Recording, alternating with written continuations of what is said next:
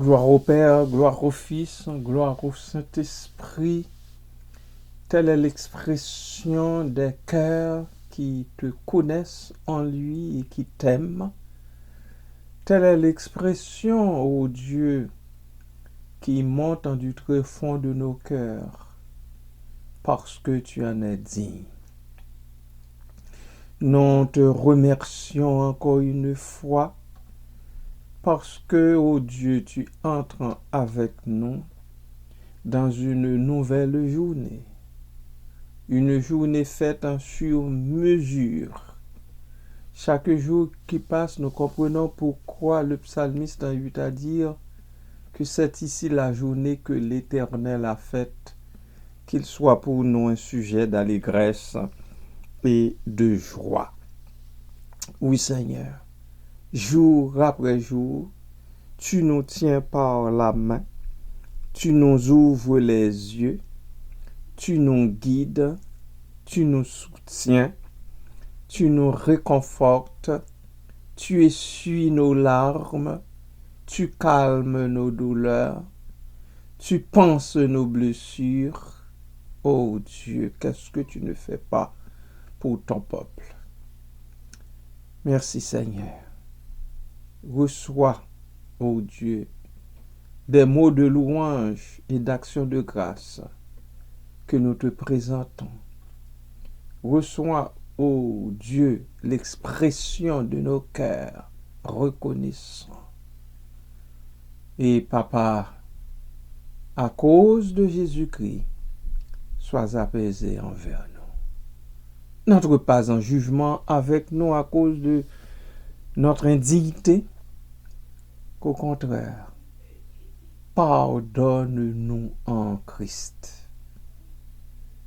Pardonne-nous nos offenses, ô Dieu, et nous te prions du même souffle de nous apprendre à pardonner aussi à ceux qui nous ont offensés. Fais-nous cette grâce, pas à cause de nos mérites, toujours dans le nom précieux de Jésus-Christ. Amen. Amen.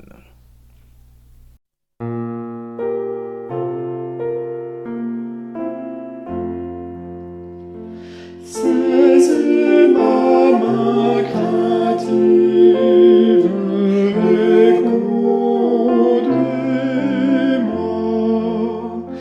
Fais que toujours je vive plus près de toi. Sans toi, mon tendre Père, pour me guider, je ne sais sur la terre comment marcher.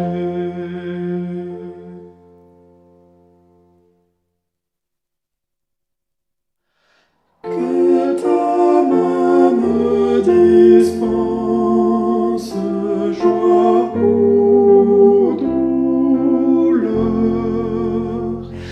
paisible ta présence, garde mon cœur en toi pour toutes choses, se confiant à tes pieds se repose ton frère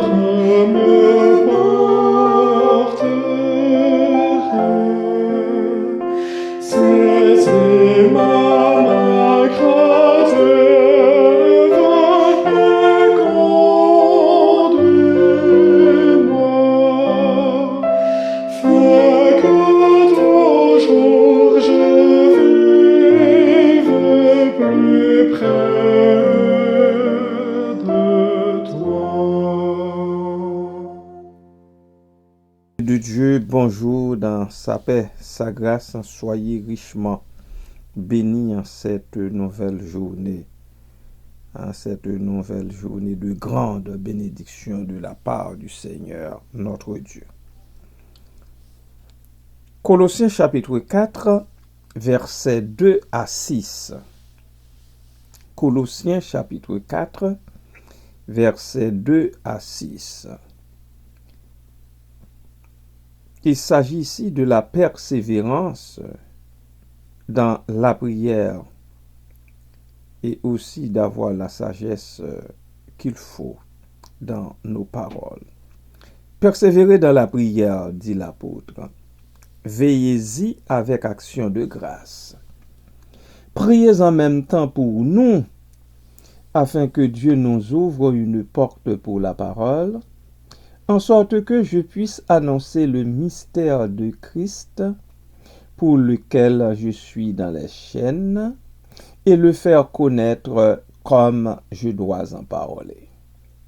Conduisez-vous avec sagesse envers ceux du dehors, et rachetez le temps.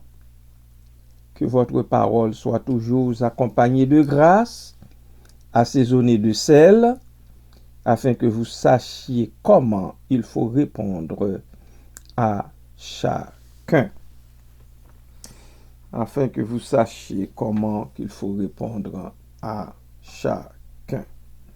Tel est le texte que nous livre l'apôtre. Je dis nous parce que même si c'est une lettre personnalisée, une lettre qui a été adressée directement aux chrétiens de Colosse, mais je vous le rappelle encore une fois, ça fait plus de 2000 ans depuis que l'Église du Seigneur s'en approprie. Ça fait plus que 2000 ans depuis que nous, les chrétiens de la Bible, de la Sainte Bible, des Saintes Écritures, nous considérons ces textes de Paul pas seulement pour les Romains, dans le cas de l'Épître aux Romains, pas seulement pour les Éphésiens, les Corinthiens, les Philippiens, les Thessaloniciens, les Colossiens, mais nous les considérons pour nous aussi, parce que ce sont des textes dignes de foi, ce sont des textes qui comportent beaucoup d'éléments à salut, beaucoup d'éléments réconfortants, beaucoup d'instructions aussi pour l'Église de Jésus-Christ, beaucoup de conseils salutaires. Non seulement l'apôtre avait une vie de prière accomplie, mais il recommanda également à tous les croyants d'en avoir une semblable. Persévérer dans la prière, nous dit-il littéralement, c'est persister, continuer dans. C'est ça que ça veut dire littéralement, dans la prière. Persister dans la prière, continuer dans la prière. La prière n'est pas un luxe, bien-aimé. Elle est au contraire essentielle à la croissance spirituelle. La prière, aussi nécessaire à la santé spirituelle d'un croyant que la respiration l'est à sa santé physique. La prière doit être pratiquée constamment. 1 Thessaloniciens chapitre 5 verset 17, eh bien, nous en donne cette garantie. Et non seulement de temps en temps, il faut prier sans cesse, nous dit l'apôtre dans ce texte. Lorsqu'il prie, le croyant doit veiller, c'est-à-dire être alerte, conscient, être conscient, à ne pas s'assoupir sur le plan spirituel. Assoupissement qui serait causé par le fait d'avoir accordé toute son attention au monde. Au monde. Il y a plusieurs textes de référence, je vais vous les nommer, pas les lire. Matthieu chapitre 24, verset 42, c'en est un. Actes chapitre 20, verset 31. 1 Corinthiens chapitre 16, verset 13. 1 Thessaloniciens chapitre 5, verset 6. Ou par les traits enflammés du malin, Éphésiens chapitre 6, verset 16. Et l'apôtre Pierre aussi, 1 Pierre chapitre 5, verset 8. De plus, les prières devraient toujours être accompagnées d'actions de grâce. Ce n'est pas de façon fortuite qu'on se jette en prière, qu'on s'agenouille devant Dieu en prière. Il faut lui rendre grâce. Il faut présenter nos prières avec des actions de grâce. Philippiens chapitre 4, verset 6. Colossiens 1, 12, 3, 16, 17. 1 Thessaloniciens 5, 18. Car celles-ci permettent aux croyants d'avoir une attitude appropriée en présence de Dieu. Romains chapitre 1, verset 21. Après cette exhortation à la prière, persévérer dans la prière, l'apôtre dit priez pour nous. Priez pour nous. Prier pour nous est une requête, je dirais même spéciale, que l'apôtre adressait souvent à ses lecteurs. Romains chapitre 15, verset 30. Vous verrez ça. Éphésiens chapitre 6, verset 19, où il va dire, après avoir donné les armes spirituelles qu'il faut prendre, il va dire priez pour moi. 1 Thessaloniciens 5, 25. 2 Thessaloniciens 3, 1. Toutefois, ce n'était pas par égoïsme qu'il le leur demandait, mais plutôt pour que Dieu lui ouvre une porte. 1 Corinthiens chapitre 16, verset 9, 2 Corinthiens 2, 12. Par laquelle, alors porte par laquelle il pourrait proclamer clairement, parce que pouvoir proclamer clairement la parole de Dieu, ça aussi, ça prend la grâce de Dieu, la miséricorde de Dieu. Alors, il faut être en prière, il faut rester en prière pour que Dieu, dans son amour, nous envoie l'Esprit Saint, l'Esprit de vérité, afin que nous, les propagateurs de l'Évangile, puissions ouvrir largement nos bouches pour transmettre la parole que Dieu nous donne pour ses enfants, pour son peuple. Alors, l'apôtre dit, priez pour moi, priez pour nous, priez pour moi, priez pour nous, afin que nous puissions annoncer la parole de Dieu, le mystère de Christ. Éphésiens 3, 4, 6, 19, Colossiens 1, 26, 27, 2, 2, pour lequel, dit-il, je suis dans les chaînes.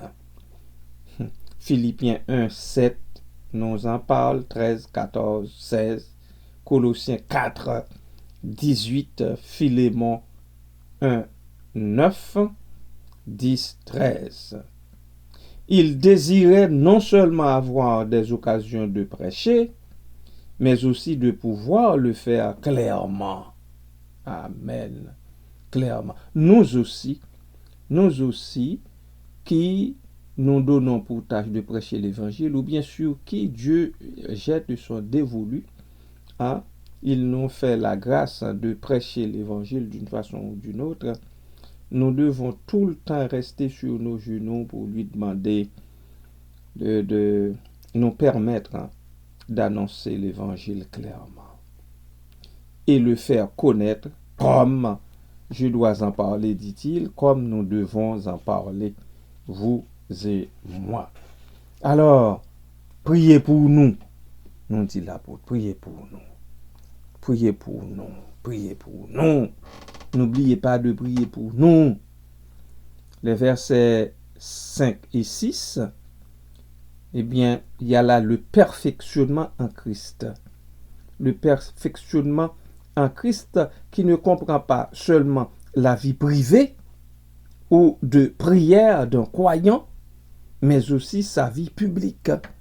Parce que quand même, l'humain devant Dieu est complet. Il est complet spirituellement et physiquement. Parce que nous sommes quand même corps, âme et esprit. Alors sa vie publique aussi. L'apôtre n'a pas laissé ça de côté.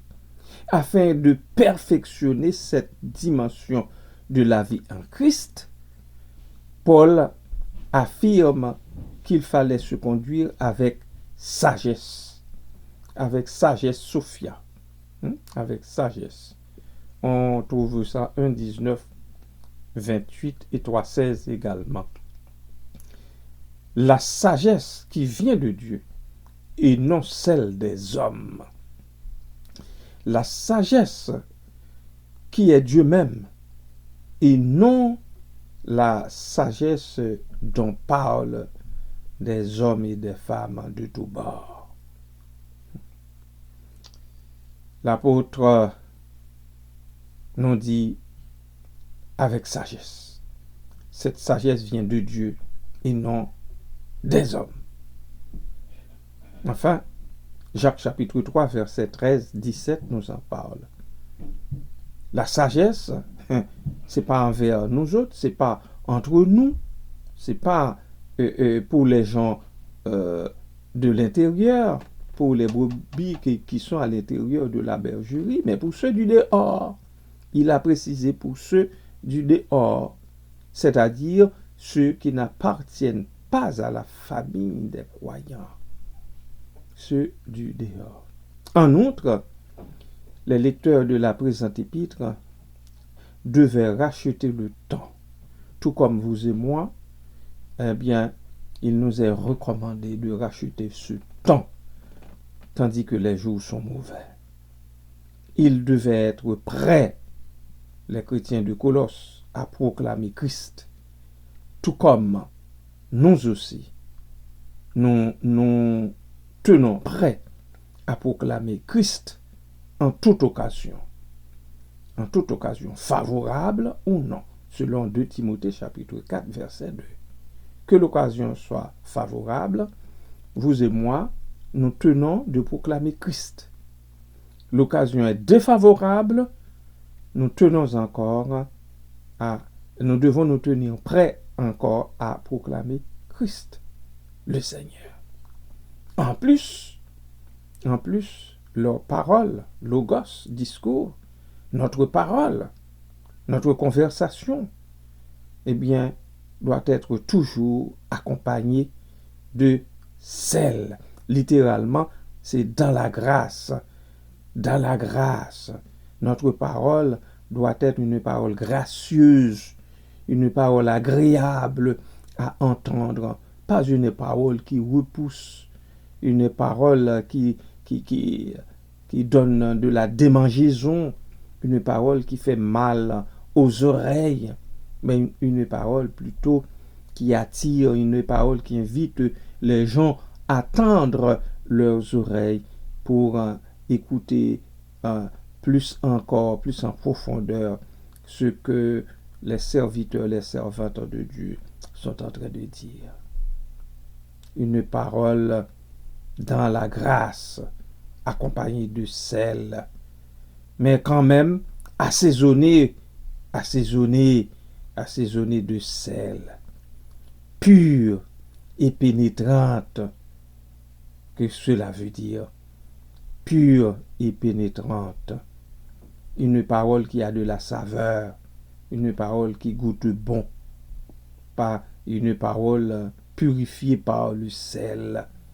Ça nous renvoie à Matthieu chapitre 5, verset 13, 14, 15, 16, où Jésus disait aux disciples qu'il venait de choisir, hein, vous êtes la lumière du monde et le sel de la terre. C'est ce que nous sommes. Ce n'est pas seulement les 12 qui étaient la lumière du monde et le sel de la terre. C'est encore aujourd'hui vous, c'est encore moi. C'est nous qui sommes lumière du monde et sel de la terre. Ainsi, nous saurions comment il faut répondre à chacun qui nous demande raison de l'espérance qui est en nous. Selon 1 Pierre chapitre 3 verset 15, l'apôtre parle de deux, mais nous nous approprions cette parole aussi. Cette parole de l'apôtre Pierre, nous nous l'approprions. Ainsi, nous saurions comment il faut répondre à chacun qui demande raison de l'espérance qui est en nous. Je n'utilise pas le passé, puisque vous et moi, Dieu nous fait la grâce de respirer encore. Dieu nous fait la grâce de croiser de temps à autre des gens sur nos chemins, dans notre parcours. Voilà, bien-aimés, pour cela, je m'arrête ici. Que Dieu, dans son amour, continue à jeter un regard particulier sur vous, sur moi, sur chacun de nous. Et à lui toute la gloire au siècle des siècles. Amen.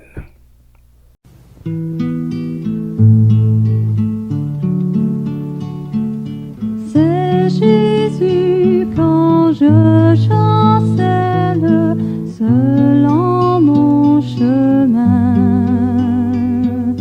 qui vient prendre ma main frêle dans sa forte main, tenu par sa main, tenu par sa main. Oui, je suis quand je chancelle, tenu par sa main. Il connaît bien ma faiblesse, mon indignité,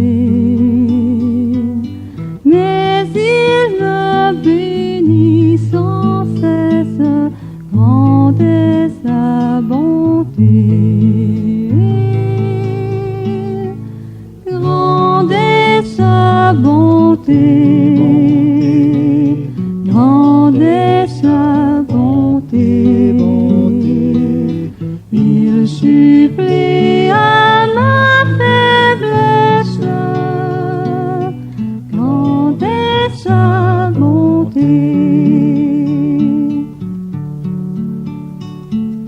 J'ai dans la misère extrême les yeux sur Jésus. Je suis assuré qu'il m'aime, que faut-il de plus? Les yeux sur Jésus, les yeux sur Jésus, gloire à son amour suprême, que faut-il de plus?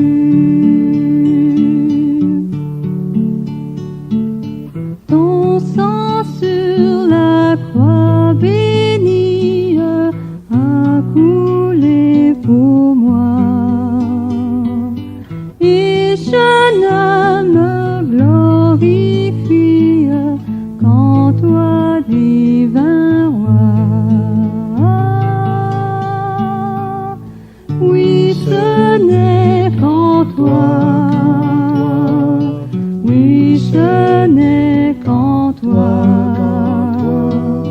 que j'ai le salut, la vie.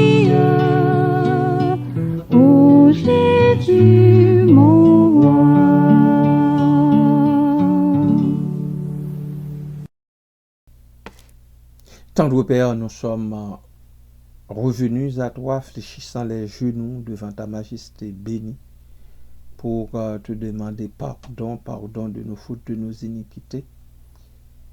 Pardon toutes les fois où nous n'avons pas cherché à prononcer des paroles assaisonnées de sel, des paroles de grâce. Les mots que nous utilisons souvent qui repoussent les gens au lieu de les attirer à toi. Nous te demandons pardon, Père. Pardon, Papa. Nous te disons aussi merci pour ce texte, pour ces quelques versets que nous venons de lire, dans lesquels l'apôtre nous apprend beaucoup de choses.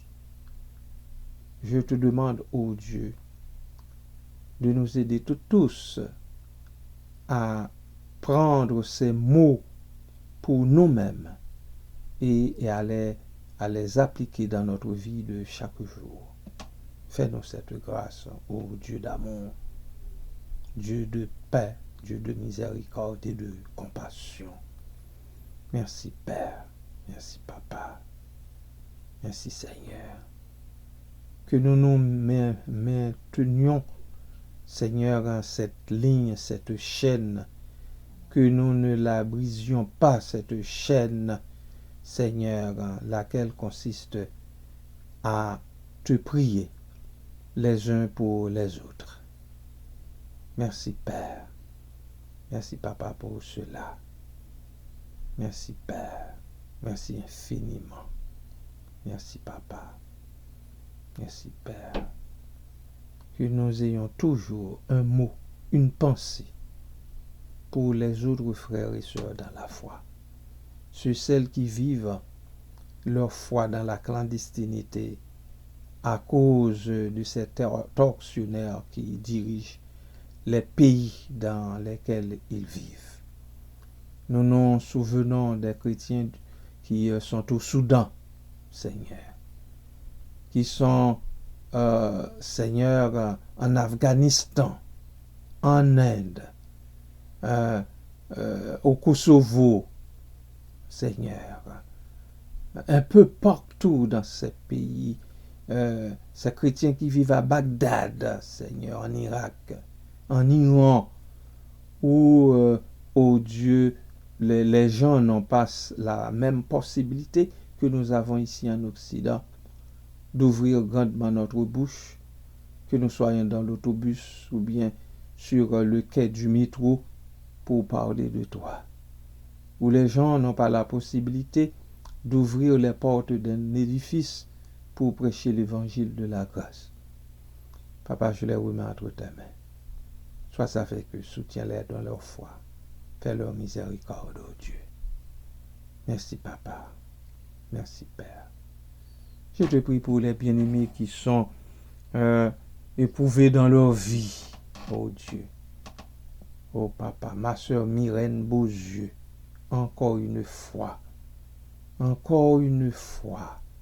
oh Dieu, terriblement éprouvée dans sa vie à cause du départ de son père pour l'éternité. Un départ inattendu puisque il n'était pas vraiment malade. Papa, ça fait mal, très mal à ma soeur, ta fille, Seigneur. J'implore, ô Dieu, ta miséricorde sur elle, sur sa soeur, sa petite soeur, sur les autres frères et sœurs qui pleurent à chaudes larmes le départ de leur père.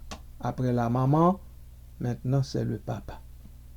Alors Père, toi le Père de toute consolation, toi qui sais comment consoler les cœurs affligés, moi je ne sais pas, tu le vois souvent, eh bien je n'ai pas de mots, je ne sais pas quel mot utiliser pour consoler les bien-aimés qui viennent à moi, qui viennent me parler de leurs épreuves, de leurs tribulations. de leur calamité. Ô Papa, ô Papa, ô Papa de grâce, Papa de miséricorde, fais-leur grâce, ô Dieu. Qu'ils sachent que ces gens-là qui pleurent le départ de leur bien-aimé, sachent que tu es là pour eux. Merci pour ça, Père. Merci, Seigneur. Merci, Jésus. Merci, Père. À toi toute la gloire, la puissance et la majesté au siècle des siècles. Amen. Amen.